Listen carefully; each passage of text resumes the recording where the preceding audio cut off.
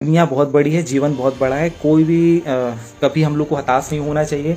मैं बार बार इस चीज़ को बताता हूँ, जैसे हमारे देश में बहुत सारे लोग सुसाइड कर लेते हैं। नीट के एस्पिरेंट हुए, यूपीएससी के एस्पिरेंट हुए, ढेर सारे लोग कर्ज के कारण सुसाइड कर लेते हैं।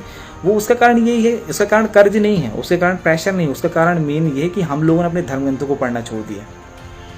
अब आप बोलेंगे कि सुसाइड का धर्म ग्रंथों से क्या रिलेशन? अरे भाई, पहले धर्म ग्रंथों को पढ़ाने का प्राइम रीज़न यही रहता था कि जब आदमी ऐसे पुरुषार्थ से भरी हुई ढेर सारी किस्से कहानियों को सुन लेगा तो वो मेंटली स्ट्रांग तो तभी हो जाएगा ना। और उसके पास ढेर सारी केस स्टडी होंगी कि जब जीवन में विषमताएं आई थी तो राम जी ने क्या किया था, कृष्ण जी ने क्या किया था, अंगद ने कैसे डिसीजन मेकिंग किया था, हनुमान जी ने कैसे डिसीजन मेकिंग किया था। जब उसके पास ये उदाहरण रहेंगे तो वो कभी सुसाइड करने के बारे में नहीं सोचेगा।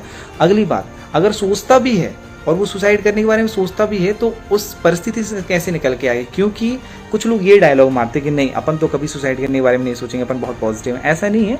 मैं आपको बताता हूँ उदाहरण। जब आप रामायण पढ़ते हैं तो उस रामायण में भी एक जगह आता है कि जब संजीवनी बूटी मिलने के लिए जाते हैं तो वहाँ पर अंगद जब देखते हैं, इतने पुरुषार्थी रहते हैं कि भाई 100 योजन का समुद्र हम पार नहीं कर पाएंगे, तो अंगद सबसे पहले क्या करते हैं, वहाँ पर आत्मदाह करने की कोशिश करते हैं, मतलब सुसाइड करने की कोशिश करते हैं। सेकंड, जब लक्ष्मण जी को मूर्छा शक्ति लग जाती है तब स्वयं राम जी कहते हैं मैं आत्मदाह करके मर जाऊंगा, मतलब सुसाइड के बारे में सुसाइडल थॉट राम जी के माइंड में आया।